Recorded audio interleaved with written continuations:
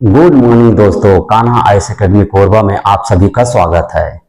दोस्तों, हमने पार्ट 2 इतिहास में पूरा डिटेल पढ़ा प्रगतिहासिक काल को।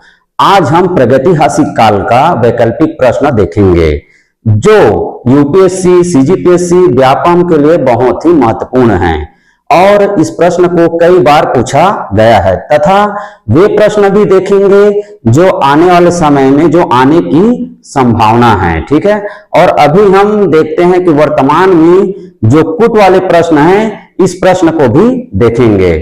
तो यदि आप इस वीडियो को पूरा देखेंगे दोस्तों तो ये तो जरूर जान जाएंगे कि प्रगतिहासिक काल से किस टाइप के प्रश्न आते हैं और कहां कहां से आते। लेट न करते हुए अब चालू करते हैं वैकल्पिक प्रश्न को।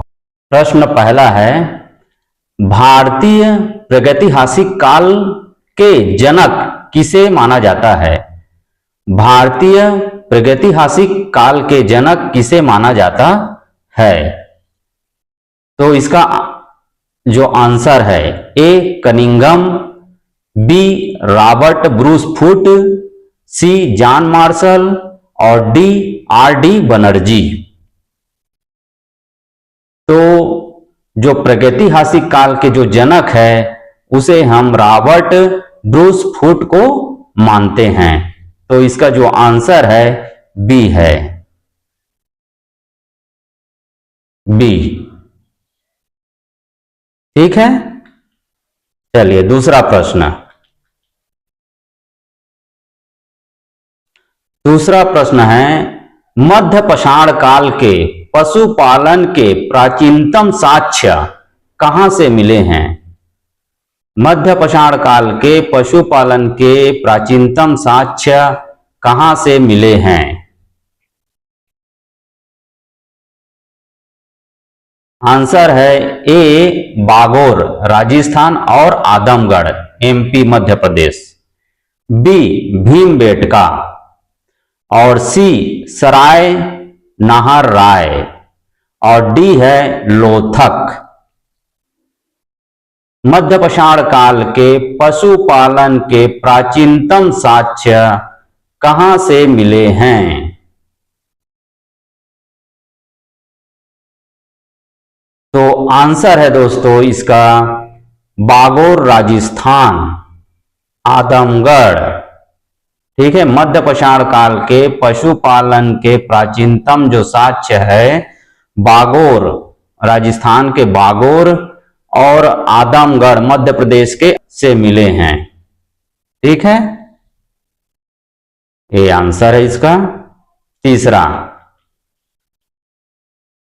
प्रश्न, निम्न में से कौन सी विशेषता नवपाषाण काल से संबंधित है? निम्न में से कौन सी विशेषता नवपाषाण काल से संबंधित है? ए शिकार और भोजन संग्रह, बी कृषि की शुरुआत, सी पत्थर के कच्चे औजार और डी गुफा चित्र। तो कौन सा है दोस्तों? निम्न में से कौन सी विशेषता नवपाषाण काल से संबंधित है?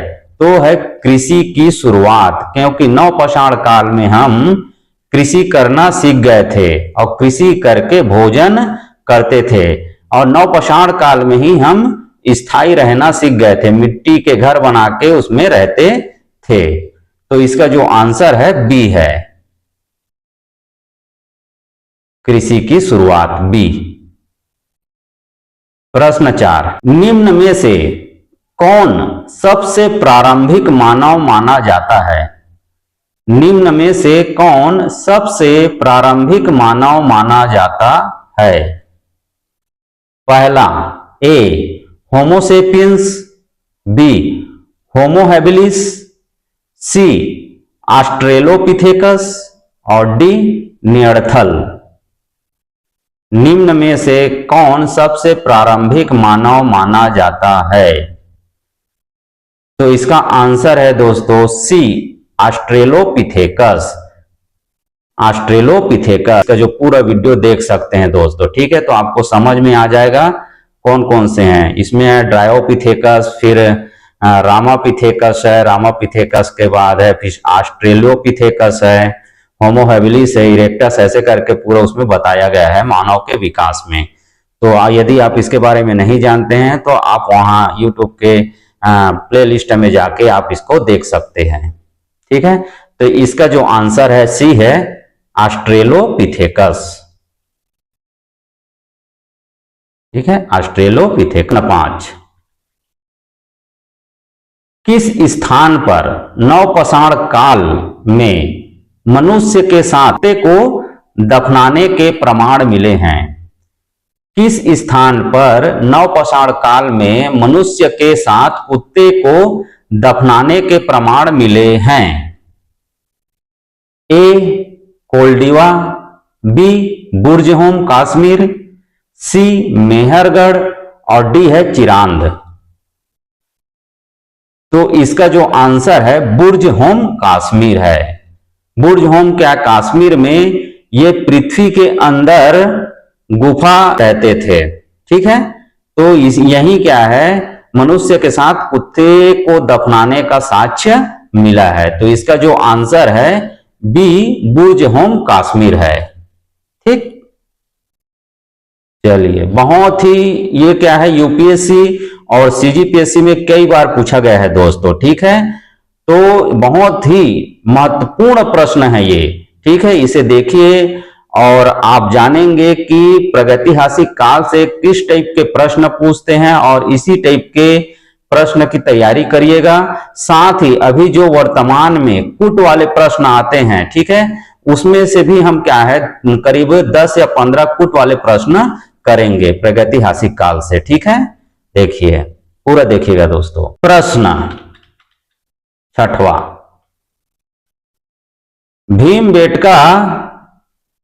भीमबेटका की गुफाएं किसके लिए प्रसिद्ध है? भीमबेटका की गुफाएं किसके लिए प्रसिद्ध है? भीमबेटका की गुफाएं किसके लिए प्रसिद्ध है? मूर्तियों के लिए, शैल चित्रों के लिए, बौद्ध स्तूप के लिए, खनिज के लिए।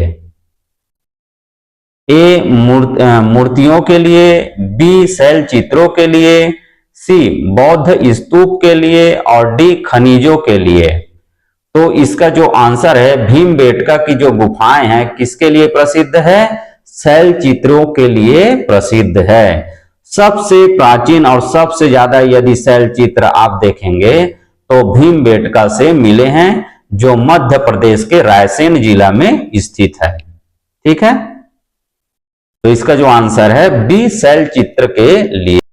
7वां प्रश्न, माइक्रोलिथ औजार किस काल की मुख्य विशेषता है? माइक्रोलिथ औजार किस काल की मुख्य विशेषता है? ए पूरब पाषाण काल, बी मध्य पाषाण काल, सी नवपाषाण काल, डी लौह युग।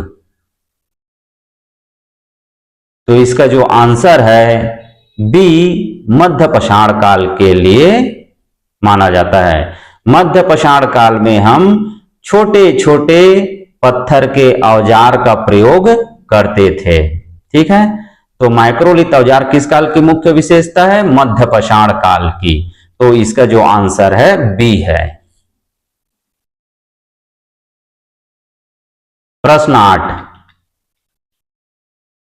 भारतीय उपमहाद्वीप में कृषि के प्राचीनतम साक्ष्य कहां से प्राप्त हुए हैं?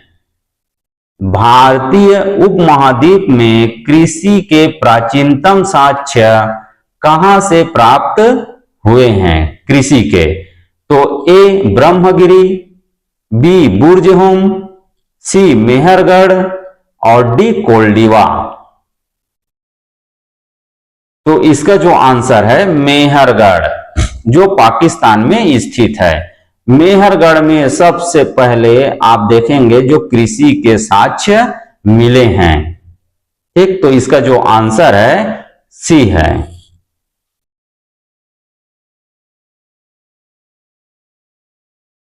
प्रश्न 9वां, किस काल को आखेटक और खाद्य संग्रहक युग कहा जाता है? किस काल को आखेटक और खाद्य संग्रहक युग कहा जाता है? ए पूरब पाषाण काल, बी नवपाषाण काल, सी ताम्र पाषाण काल और डी लौह काल। किस काल को आखेटक यानी कि शिकारी, ये शिकार करते थे, कंदमूल को इकट्ठा करके खाते थे, ठीक है, तो ये किस काल से संबंधित है? पूरब पाषाण काल। तो इसका जो आंसर है ए पूरब पाषाण काल से संबंधित है, ठीक है, तो इसका जो आंसर है पूरब पाषाण काल।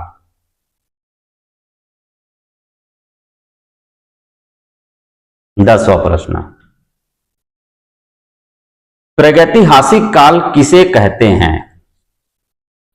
प्रागैतिहासिक काल किसे कहते हैं? ए लिखित इतिहास वाला काल, बी लिखित प्रमाण न मिलने वाला काल, मध्यकाल, आधुनिक काल।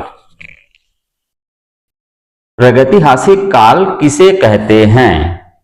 ए लिखित इतिहास वाला काल, बी लिखित प्रमाण न मिलने वाला काल, सी मध्यकाल और डी आधुनिक काल। तो इसका आंसर है लिखित प्रमाण न मिलने वाला काल को हम क्या कहते हैं? प्रागैतिहासिक काल कहते हैं, यानी कि जिस काल की जानकारी हमें पुरातात्विक स्रोतों से प्राप्त होती है उस काल को हम प्रागैतिहासिक काल कहते हैं। पुरातात्विक स्रोत माने पत्थर के औजार, मृदभांड और शैल चित्र, जिसे हम क्या कहते हैं? पुरातात्विक साक्ष्य कहते हैं।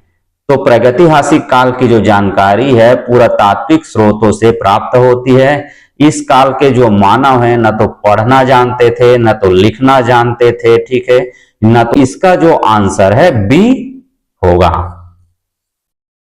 इसका आंसर लिखित प्रमाण न मिलने वाले काल को हम प्रागैतिहासिक काल कहते हैं, ठीक है, तो बी है आंसर, बी। चलिए 11वां प्रश्न, पूरब पाषाणकालीन जीवन शैली के संदर्भ में शिकारी संग्रहक अवधारणा का विश्लेषण कीजिए, ठीक है। पहला, इस काल का मानव खाद्य उत्पादक नहीं बल्कि पूर्णतः प्रकृति पर निर्भर खाद्य संग्रहक था। बी, आग का ज्ञान पूरब पाषाण काल के अंतिम चरणों में हुआ लेकिन इसका व्यापक उपयोग और नियंत्रण केवल नवपाषाण काल की विशेषता रही, ठीक है। तीसरा, पूरब पाषाण काल के लोग घुमंतु थे और उनके पास कोई स्थायी निवास नहीं था।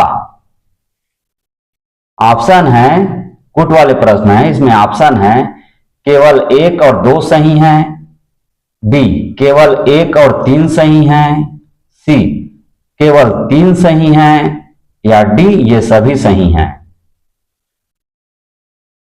इस काल का मानव खाद्य उत्पादक नहीं बल्कि पूर्णतः प्रकृति पर निर्भर और खाद्य संग्राहक था, बिल्कुल सही है दोस्त, ठीक है। दूसरा, आग का ज्ञान पूरब पाषाण काल के अंतिम चरणों में हुआ लेकिन इसका व्यापक उपयोग और नियंत्रण केवल नवपाषाण काल की विशेषता रही, तो ये गलत है दोस्तों, ठीक है। तीसरा, पूरब पाषाण काल के लोग घुमंतु थे और उनके पास कोई स्थायी निवास नहीं था, तो ये भी सही है दोस्तों, तो इसका आंसर है बी केवल 1 और 3 सही है, ठीक है, क्योंकि जो बी है इसमें बोल रहा है कि व्यापक उपयोग और नियंत्रण केवल नवपाषाण काल की विशेषता रही, तो ये गलत है दोस्तों, ठीक है, ये गलत है क्योंकि मध्य पाषाण काल में ये उपयोग करते थे, ठीक है। तो आंसर कौन सा है? बी 1 और 3, ठीक, थैंक यू।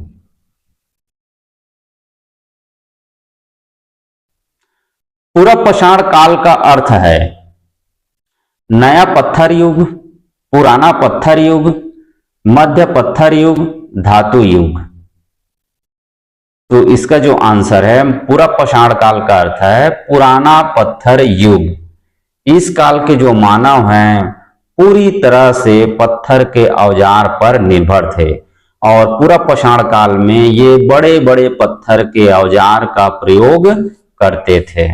तो यह है इसका जो आंसर है बी, पुराना पत्थर युग है। ठीक है।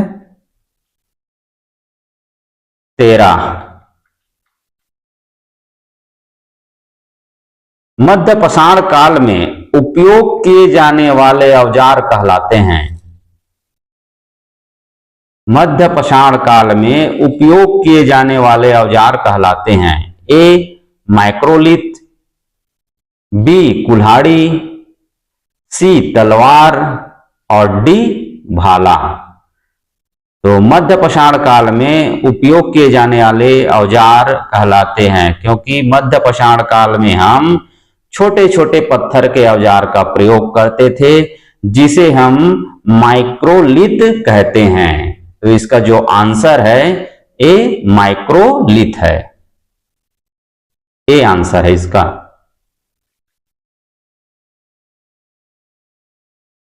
14, नवपाषाण काल की सबसे महत्वपूर्ण विशेषता क्या है? नवपाषाण काल की सबसे महत्वपूर्ण विशेषता क्या थी?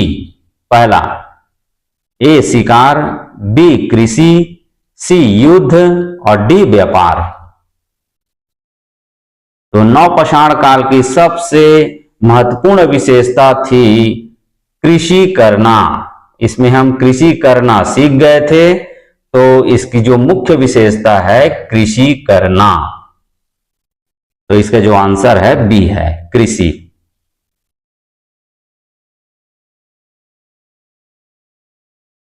15, मानव ने सबसे पहले किस जानवर को पालतू बनाया? मानव ने सबसे पहले किस जानवर को पालतू बनाया? ए, गाय, बी, घोड़ा, सी, कुत्ता और डी, बकरी। तो इसका जो आंसर है सी है, कुत्ता। कुत्ते को सबसे पहले पालतू जानवर बनाया गया। ठीक है, तो इसका आंसर है सी, कुत्ता।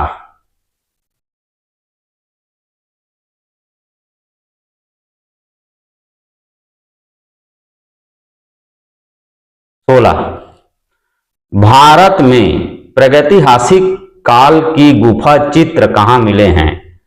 भारत में प्रागैतिहासिक काल की गुफा चित्र कहाँ मिले हैं? भारत में प्रागैतिहासिक काल गुफा चित्र कहाँ मिले हैं? ए, भीमबेटका, बी, अजंता, सी, एलोरा और डी, सांची।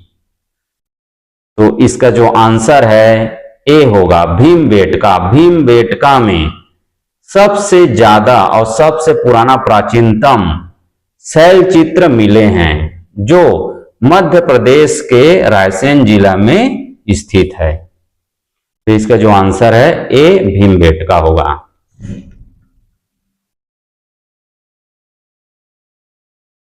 17, भीमबेटका गुफाएं किस राज्य में स्थित है? भीमबेटका गुफाएं किस राज्य में हैं?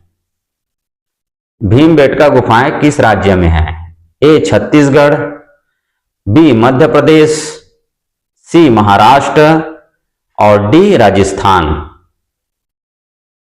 तो इसका जो आंसर है मध्य प्रदेश। भीमबेटका की जो गुफाएं हैं मध्य प्रदेश में हैं, रायसेन जिला में है यानी कि इसका जो आंसर है बी, मध्य प्रदेश।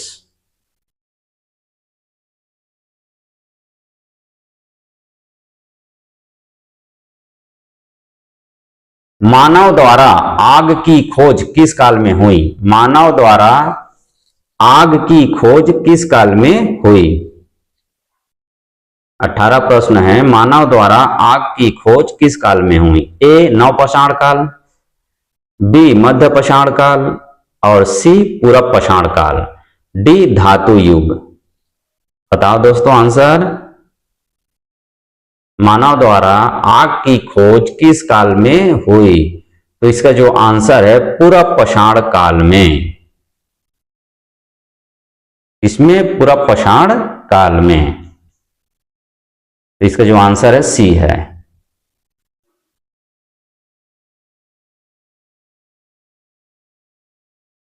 19वां प्रश्न, कृषि की शुरुआत किस युग में हुई? कृषि की शुरुआत किस युग में हुई? ए पूरब पाषाण काल, बी मध्य पाषाण काल, सी नवपाषाण काल और डी लौह युग। तो इसका जो आंसर है कृषि की शुरुआत नवपाषाण काल में हुई। नवपाषाण काल में ही कृषि करना सीखा, पहिए बनाए। ठीक है, तो इसका जो आंसर है सी है, नवपाषाण काल।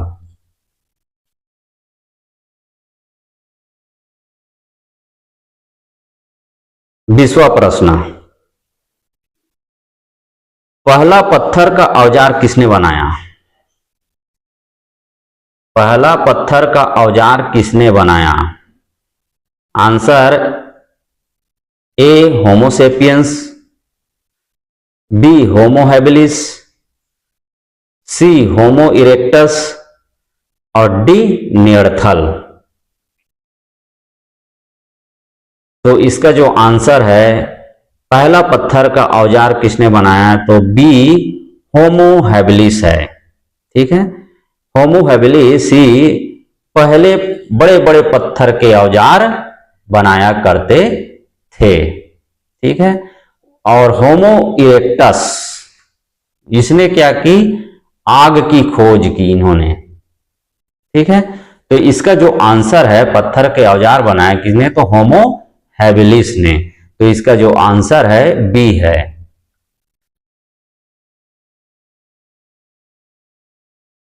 चलिए 21वां प्रश्न, होमोसेपियंस का अर्थ है, होमोसेपियंस का अर्थ है ए सीधा मानव, बी बुद्धिमान मानव, सी प्रारंभिक मानव, डी पत्थर मानव।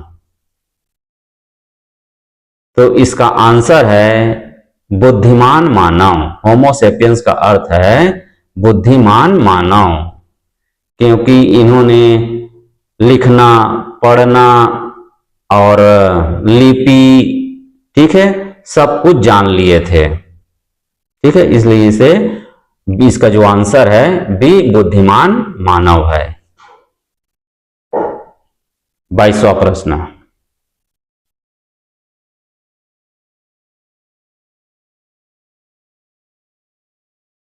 प्रागैतिहासिक काल की जानकारी मुख्यतः मिलती है, प्रागैतिहासिक काल की जानकारी मुख्यतः मिलती है ए ग्रंथों से, बी शिलालेखों से, सी पुरातात्विक साक्ष्यों से, डी पुस्तकों से। तो इसका आंसर है पुरातात्विक साक्ष्यों से। प्रागैतिहासिक काल की जो जानकारी मिलती है पुरातात्विक साक्ष्यों से मिलती है। तो इसका जो आंसर है सी है।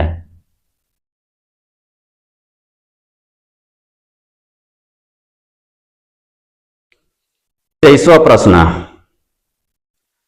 पूरब पाषाण काल में मानव का मुख्य भोजन था, पूरब पाषाण काल में मानव का मुख्य भोजन था ए कृषि उत्पाद, बी शिकार और फल, सी व्यापार और डी दूध। तो इसका जो आंसर है बी है, शिकार और फल। इसका जो आंसर है बी।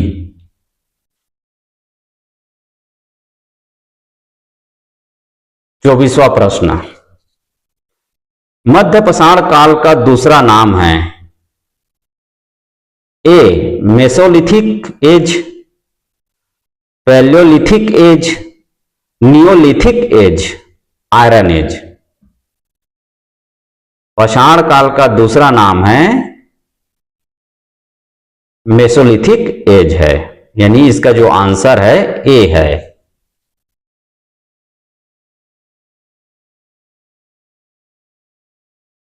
25वां प्रश्न,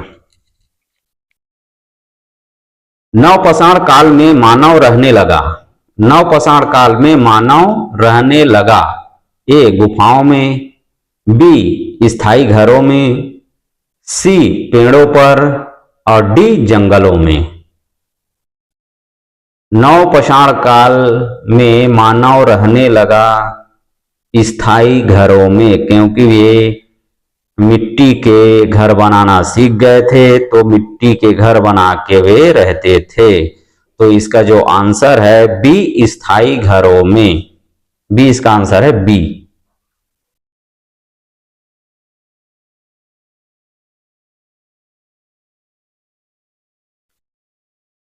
छब्बीसवां प्रश्न, गर्त में आवास के साक्ष्य कहां से प्राप्त हुए हैं? गर्त आवास के साक्ष्य कहां से प्राप्त हुए हैं?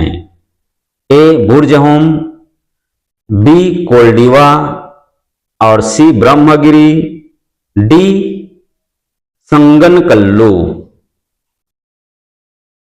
गर्त में जो आवास के जो साक्ष्य है बुर्ज होम से मिले हैं, जो कश्मीर में हैं। तो इसका जो आंसर है ए होगा, इसका जो आंसर है ए।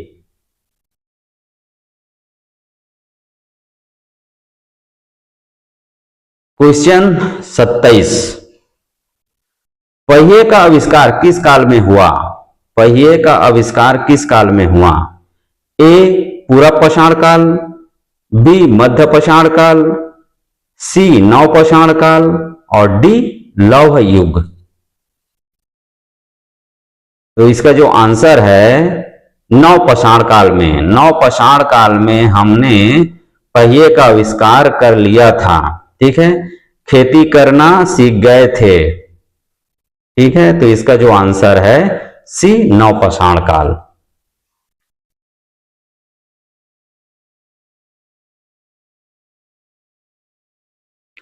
क्वेश्चन 28, प्रागैतिहासिक काल का अध्ययन कहलाता है। प्रागैतिहासिक काल का अध्ययन कहलाता है, बताइए दोस्तों। ऑप्शन है इसमें ए पुरातत्व, बी भूगोल, सी राजनीति और डी समाजशास्त्र। प्रागैतिहासिक काल का अध्ययन कहलाता है पुरातत्व, ठीक है।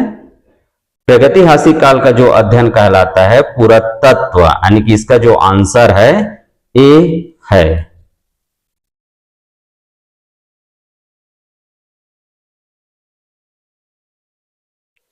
उनतीसवां प्रश्न, गुफा चित्रों में मुख्य रूप से क्या दिखाया गया है?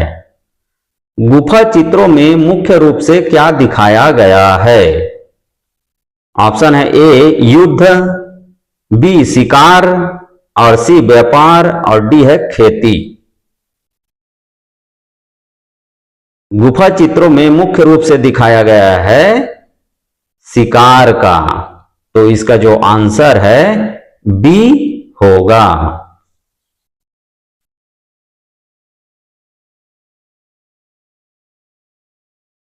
मानव का विकास सबसे पहले किस महाद्वीप में हुआ? मानव का विकास सबसे पहले किस महाद्वीप में हुआ? A Asia, B Europe, C Africa और डी अमेरिका।